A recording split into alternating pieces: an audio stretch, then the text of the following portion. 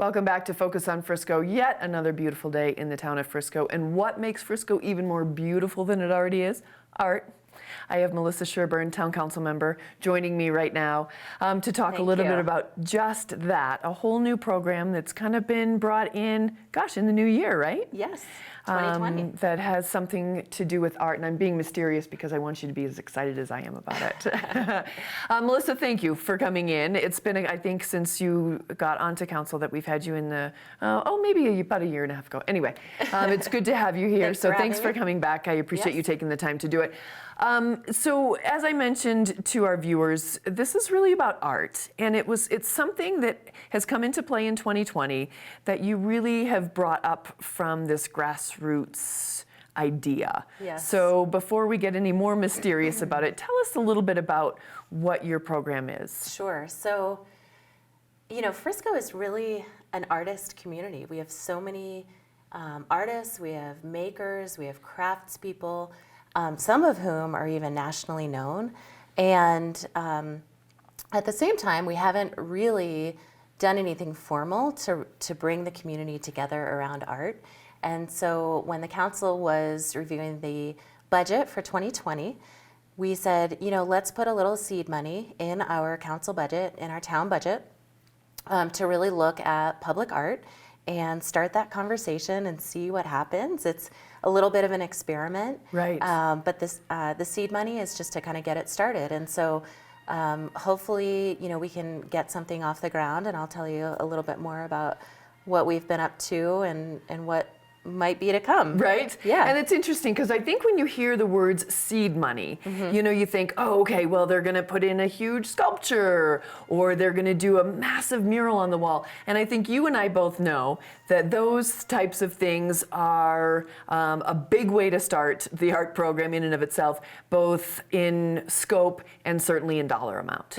And when you brought this into the town, it wasn't to do anything of that Scale, right, exactly. But it was really more of, as I mentioned earlier, kind of that grassroots, seeing what the local artisans are doing as a whole. Yes, definitely. Right, so why, there are so many things for us to talk about with this, just in terms of where it goes and where it's coming from, but why didn't why wasn't it something that you said, okay, we need a big sculpture right in the middle of Main Street? Why did you go for the kind of the vision that you did? Well, I think that it was really important to sort of bring it to start it at a scale that's really authentic to Frisco. Right. And so it's really about starting with the artists. And I've lived in Frisco now for going on 9 years this spring. And I've noticed a lot of the galleries have closed. We have fewer and fewer art space. Art is not as visible as it once was, yet it's still this huge sort of underpinning to our character of our small town. Right. And so, that's really where we wanted to start, was with, not bringing art in from somewhere else, but let's start with what we have and who we have in our community. And as I said before, many of them, Todd Powell, Diane Hardy, the hat maker, these are people whose art spreads all over the country. Right. And so they're based right here in Frisco, and that's pretty exciting. So. It is exciting. I want to differentiate because when we hear art, we can sometimes picture that art show that comes on, to the middle of Main Street, which is lovely. It's fun. It's a great way to see everything. But as we mentioned before, this is really that focus on those local artists, because I know, well, I'm guessing that you, as well as I, as somebody who lives in this beautiful town and really, when you come into this town, it really gives you a vision of art, I think. Yes. It just kind of embodies it. And I'm guessing that you as well, when you have guests in, they say, where is there like a local artist that I can buy a piece from to take home or things like that? And so you would just only assume that there are a lot of those artists. Yes. Right. Yeah, they're kind of underground right now. Exactly. So when you brought this up to the town council, who was in your mind? I mean, I know you mentioned Todd Powell and Diane Hardy, but you must have thought that there were enough of them here in the town of Frisco that this would work. Well, it's funny because years ago, and this is before my time in Frisco, there was a similar group that met at a place they called it the Red Crayon. And like I said, I was not a part of this, but I've heard about it for years through people like Tim and Elizabeth Adrian Right. at Rocky Mountain Coffee Roasters, other people, and that has really gone away. Andy Held was part of that group. And so folks like that still live in our community, Yeah. and they're very important in our community, yet there's fewer and fewer places for artists to really gather, collaborate, get outside of somebody's house necessarily and Right. do something creative. And so the Red Crayon has quite a history in Frisco, and that's a bit of the inspiration for what we're doing now. And so those were my go-to people when this really Right. started, and they've really coalesced around this, and they're really the energy that's kind of driving this right now. That is very cool. Yeah. So let's talk about the first happening of CAP, is what you've been calling it, correct? Yes. So what we're calling these community art projects, Yeah. and because we have such a diversity of artists in our community, what we want to find is art projects, for lack of a better word, that translate through a number of mediums. So no matter if you're a painter, a sculptor, a musician, a poet, something that really inspires you and you can have your own take on it. And Right. so when we first started meeting back in October, Tim Adrian said, what could we do together as Right. as a group of artists? And I'm not an artist necessarily, I'm the facilitator of the group. But I did participate in this because it was kids, young, old, anybody could partake. But the artists are the ones that really just knocked it out of the park. But the idea really came from Tim Adrian saying, hey, I saw this thing and check it out. And we all really were blown away. And it truly was an experiment because it centered around ice. And so our first CAP was called Frozen Frisco. And if you didn't have a chance to ski around the ice installations, it was incredibly cool. And we probably had 2 or 3 dozen different sculptures, but they weren't ice sculptures in the typical sense of the word. No. Yeah. So when I arrived, and did you guys have a chance to go to Eat, Ski, and Be Merry? Because it was outstanding. And when I arrived at it, I had no idea what to expect. I think I was thinking ice sculptures. Sculptures. Yes. Like at a wedding or something. Exactly. Not even close. Right. Blown away. Yes, very, very different. And what was so cool is, as I said before, no matter what the medium of that artist, they had their own interpretation of how to use ice. And so we had flowers frozen in ice. We had photographs frozen in ice. We had a whole living room set carved out of ice, out of huge ice blocks. Yes. So if you've been to Meow Wolf, it was a little bit like that. It was it was an experience to really be amongst the sculptures, yeah. and you could touch them and sit on some, not on all of Yes. them. Diane made a curtain made out of, it looked like colored glass, but it was really out of ice. It was remarkable. And then it all goes away, as Right. ice does. And Exactly. so, it's very close to home in Frisco. Exactly. As things go in Yes. Frisco. Yes. No, it really was. And I love that now that you mention that it kind of goes away. I love that it just kind of goes into the Frisco soil. Exactly. And becomes that very, again, from the ground art goes back into the ground waiting to be grown up again. Exactly. And I think it's it was, honestly, I was blown away by it. It was so magical. Yes. Especially for that night that it was. Yeah. So I hope that if you didn't have a chance to get out to see it, that you look for some of the pictures. And I know that you Yes. guys have some great shots. We did get some good Yeah. ones. So I hope that you have a chance to explore it. So that was amazing. That was in January, February? What, January? Yes, I think so. February. Right. I think it was the first. I think you might be right. Yeah. So that was it really was outstanding. So does it just stop there? No, so that was our kickoff, and really, as I've said, it was an experiment. We didn't know how it would go, and it was a huge success. We were thrilled with how many people turned out, by how the art looked. I mean, it was really phenomenal. And so that's really the first one, and our goal is to have a new project roughly every season. And so some other ideas would Really be cool. in the spring or in the fall, using sails, the idea Sail Frisco. Right. And we could use we could use sails to create sculpture Like within a sail. park. Right. Yes, so obviously sails are part of, so not like sails on Main Street, Right. but sails from the marina, Right. so discarded sailboat sails. Wow. Obviously is a huge part of our identity, and so creating art through sailboats. Another idea that came out of the red crayon, back in the days, they had something called Art Bike, and so artists of all shapes and sizes would create bikes Yeah. or decorate their bikes.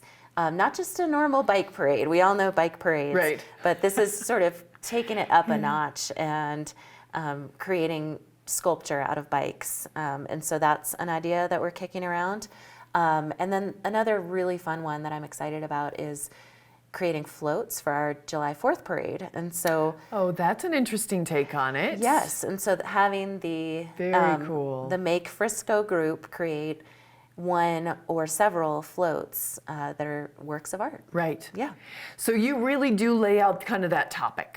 You know, Yes.